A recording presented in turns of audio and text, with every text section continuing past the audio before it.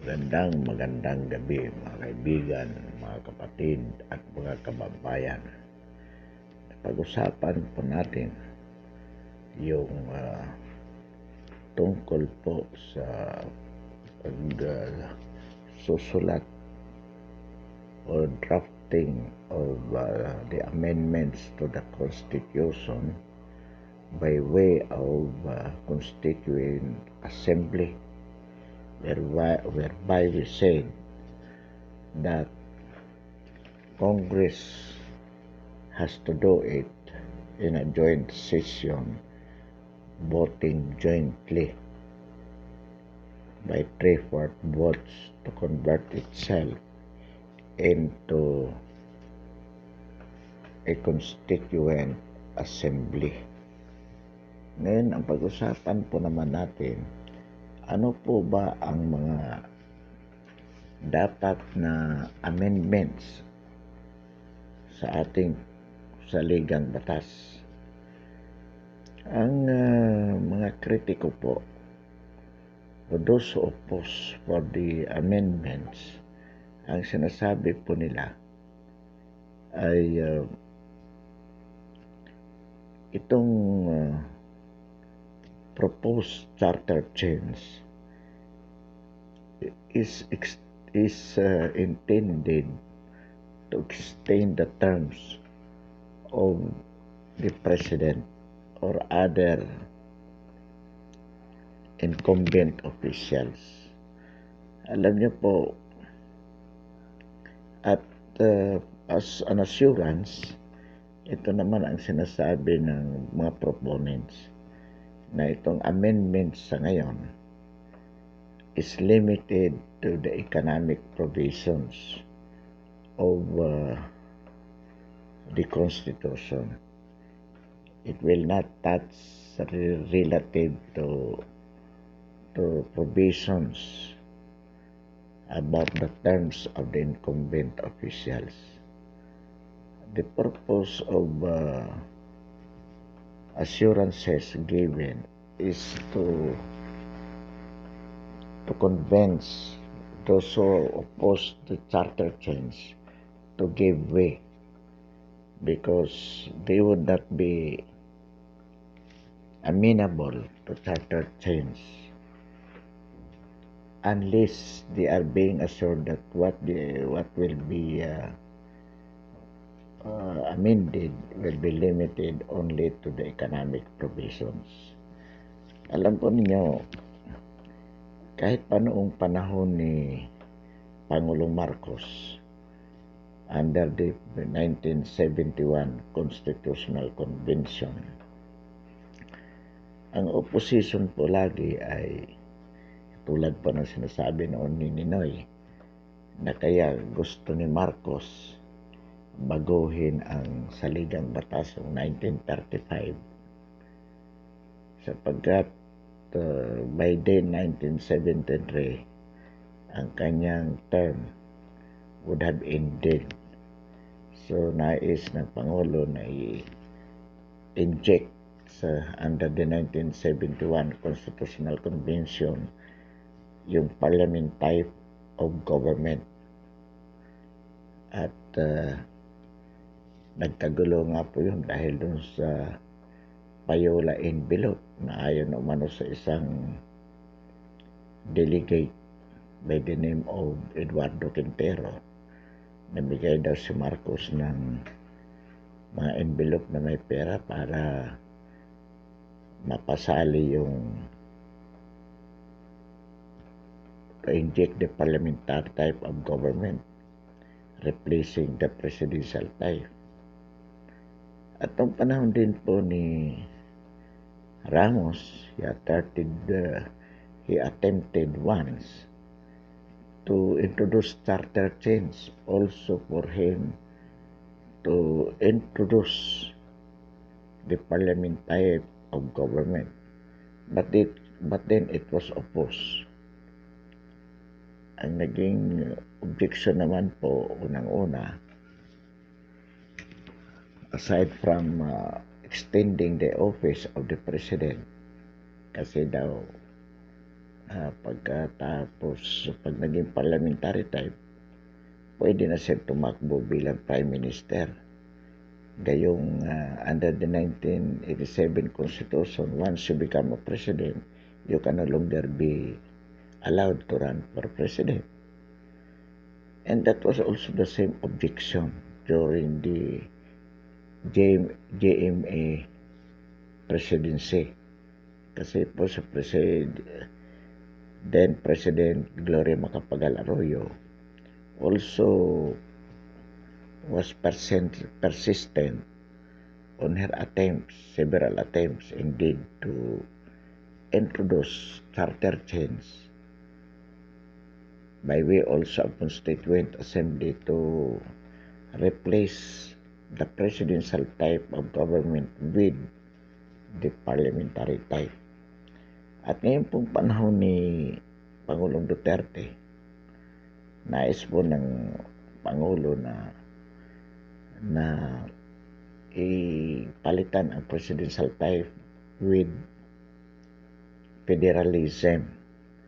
Pero matatapos na po yung kanyang termino, hindi rin po na-materialize because of the opposition. And ang opposition po is grounded on the same issues to extend the terms of office of the incumbent officials, specifically the President, at baka ma-abolish yung Senado. Kaya po ang Senado, ang mga senators ang number one oppositors dito. At kaya po ipinipilit nila yung voting Constituent Assembly by 3/4 votes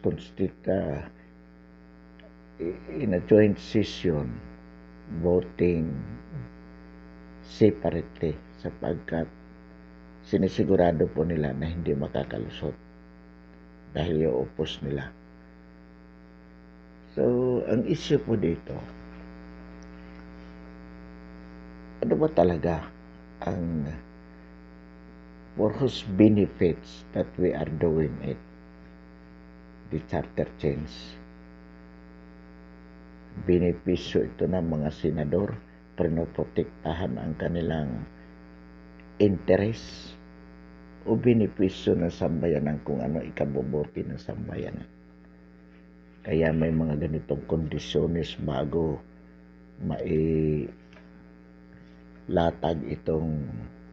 bago may sagawa itong charter change na ito, sabagat mayroong mga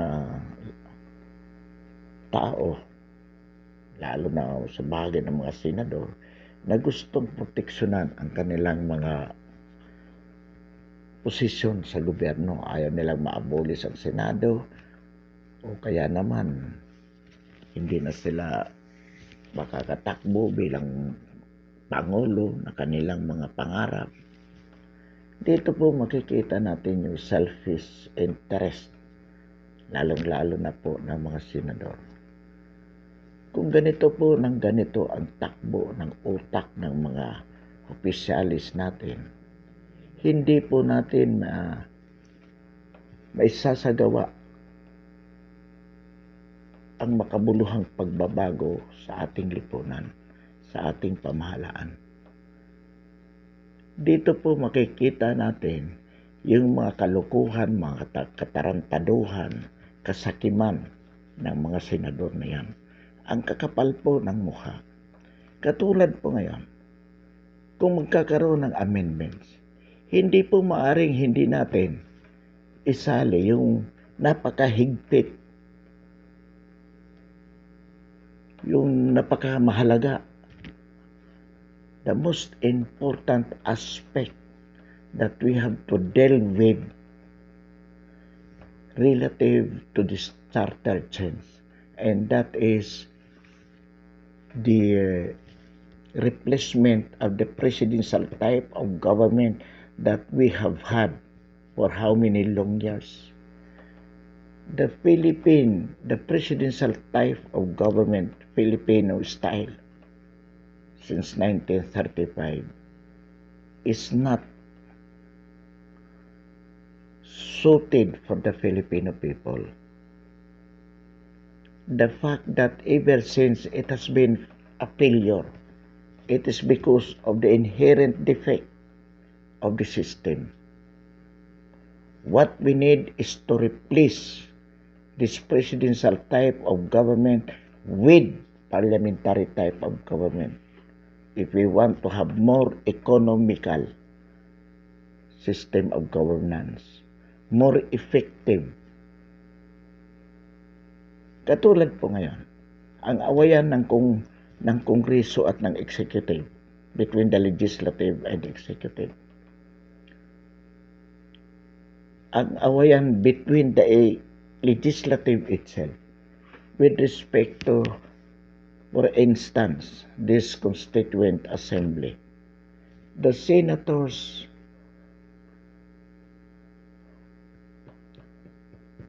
wanted it to be a joint session voting separately, while the lower house wanted it a constituent assembly in a joint session voting jointly. At nandito ang deadlock. Samantalang po, in the ordinary legislation, this is also very common. As to time, as to expenditures, magastos po. Samantalang kung parliamentary type of government tayo, mayroon pong isang isa lang parliament. Pag na-approve po sa parliament, ang isang batas, approve na po. Dito sa atin, kahit na-approve, under our present system, kahit na-approve na sa lower house, if the Senate will disapprove it, walang mangyayari. Even if it approved in the Senate, pag hindi na-approve sa lower house, wala rin mangyayari. Sayang ang pera, sayang ang effort, sayang ang oras. Whereas if we have one unicameral as a parliament, pag na-aprobahan ng majority yan of that parliament, approve na yan. Nakatipid sa oras, nakatipid sa pera, sa mga staff. At ito pa, alam po naman natin, in the presidential type, marami po tayong mga kababayan na bumuboto ng Pangulo na hindi naiisip kung ito bang ibinoboto nila ay karapat-dapat. Basta mabigyan ng pera, marami tayong kababayan na ganyan po ibinoboto. So in other words, the president, we cannot choose a very qualitative president. Bakit? Aminin po natin, karektahan. We have the so-called third-class voters na hindi po yan nag-iisip kung sino ang kung bakit nila ibinoboto ang Pangulo. On the contrary po, bumoboto yan because they are being bought with money or because they could not say no sa kanilang mga padrino, sa kanilang mga amo. So, ang nangyayari po, usually, nakakaboto po tayo ng isang Pangulo na hindi ganun kagaling. Swerte na nga lang po tayo dito sa kasalukuyang Pangulo natin. Magaling, makamasa, at may political will to achieve meaningful reforms. Pero paano? Nung nakaraan at sa mga darating pang panahon. Samantalang po kung parliamentary type, the members of the parliament will elect from among themselves a prime minister. So doon pa lang qualitative na ang kanilang maiboboto sapagkat sila mismo ang pumipili from among themselves. At yung close cooperations between the executive and the legislative can be achieved in the highest degree. Why? Because the prime minister is subordinate to the legislature. The Prime Minister can only hold office as long as he has the confidence of the majority members of the Parliament. So magkakaroon po ng efficient implementations of the laws enacted by the Parliament. Dahil kung hindi po niya maipatutupad ng maayos ang batas, pwede po siyang tanggalin ng Parliament anumang oras, palitan. Sila-sila lang po ang magbobotohan. Economical po at mabilis. Ito po yung kailangan natin na system of governance. Kaya po itong pagbabago, kalukuhan po itong sinasabi na sige, mag-charter change tayo, basta huwag lang, it should be provided, it should be limited in the economic aspects. Pag ganyan po, ang binibigyan natin ng assurances, ang atin lang, the person whom we have to satisfy, itong mga opposition lang, itong mga oppositors of the charter change. Kalukuhan po yan. Hindi po yan maka-Pilipino. Panluloko sa bayan yan.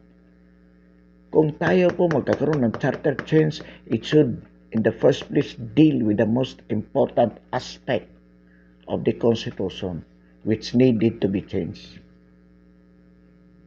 Secondary lang yung economic aspect. Dapat ang pag-usapan natin dito, ano bang sistema ng gobyerno ang ating ilalagay? Would it be federalism? Would it be parliamentary system? Bakit kailangan sila ang masiyahan? Bakit kailangan sila ang pangakuan? Na sige, babaguhin natin itong charter change na ito kung hindi sasalangin ang ibang provision, basta we should be limited in the economic aspect. Panduloko yan sa bayan. Ano, kayo na lang mag-uusap para sa kabutihan nyo lang? Gagamitin nyo lang sa bayan ng Pilipino, taga-approve? Kakapal na mukha nyo, mga lintik. Itong bayan natin, paloko-loko dahil mga gago kayo eh. Ang kakapal ng mukha nyo, hindi nyo pera ang ginagamit to achieve all those things. Much more, it is not for your betterment. It is for the betterment of the Filipino people that we are doing this. Ang kapal nyo. Maririnig mga assurances, yung pagbabago, papayagan lamang basta economic change lang ang papalitan. Yung pinakamahalagang aspeto ng saligang batas, yung pagbabago tungkol sa pagpapalit ng sistema ng gobyerno, hindi natin sasalingin, hindi sasalingin nyo. Sapagkat maraming masasagasaan ng mga opisyalis natatakot na baka ma-extend ang posisyon ni Pangulong Duterte. Ang kakapal nyo. Mga putang ina nyo. Masama, pero panggagago yung mga pinagagawa nyo. Sino ba kayo? Para ganituhin nyo ang sambayan ng Pilipino. Nagkataon lang na nandyan kayo. Pero ang ipinakikita nyo, hindi tama. Saan ka nakakita na magkukondisyon kayo ng ganyan? Mga hinayupak kayo. Kayo mga senador, kakapal ng mukha nyo. Ito dito, tungkol dito sa voting jointly or separately. Pinagpipilitan nyo separately para hindi makalusot.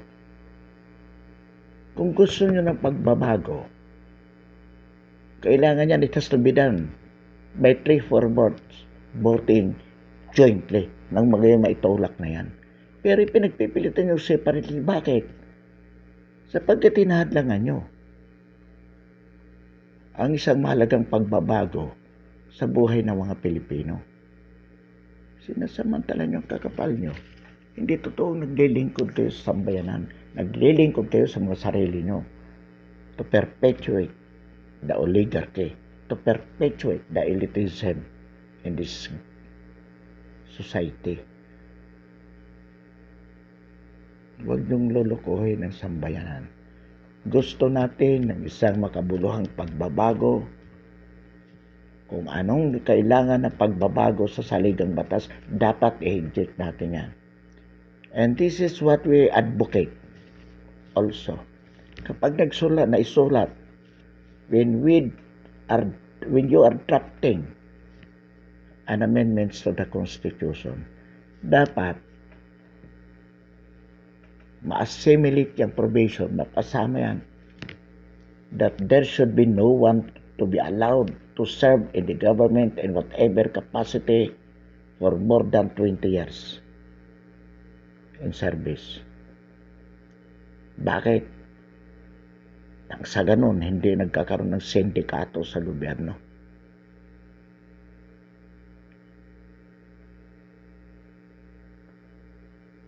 Dapat sa gobyerno para mabigyan ng pagkakataon yung mga kabataan, the fresh and young bloods to serve the government.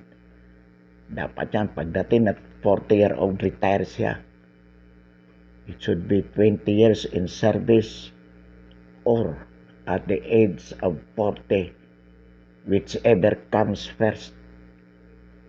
Dapat wala na siya sa gobyerno.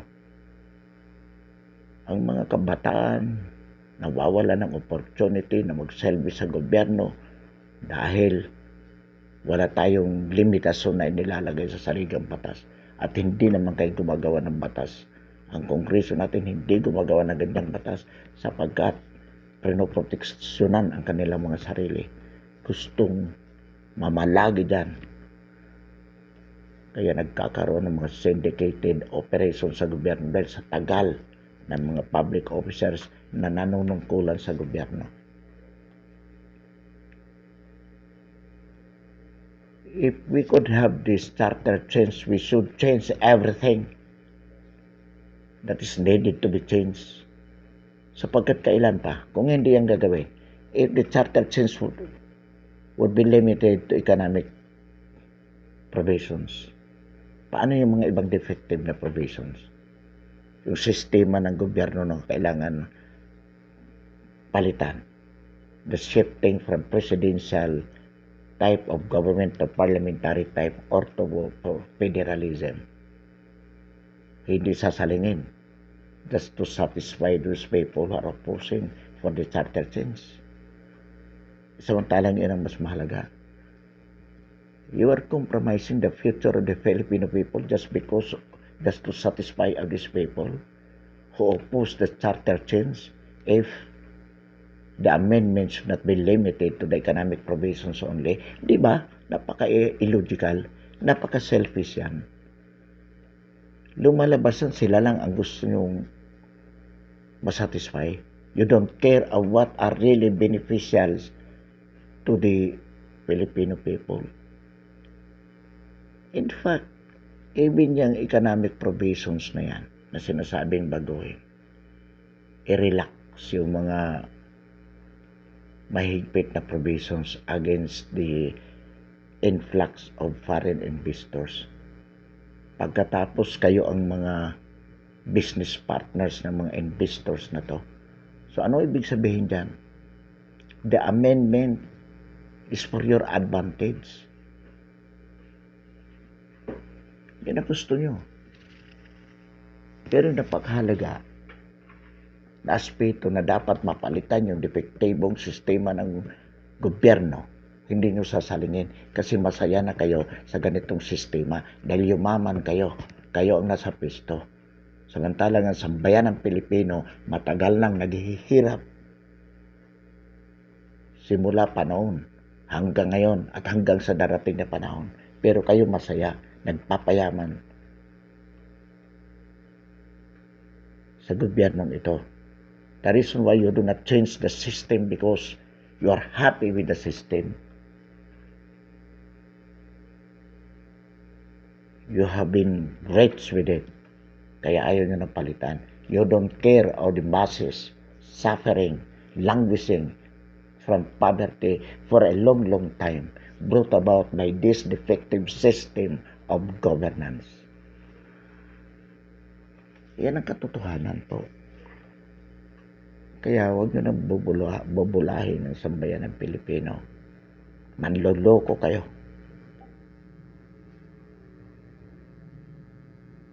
What we are telling is, if there should be a charter change, then it has to touch for everything, especially with respect to the most important aspect of the amendments. On the while, good evening. Maraming salamat po. Pagpapatuloy po natin ito sa darating na araw. Pag-uusapan po natin ito. Marami pong salamat. Magandang gabi.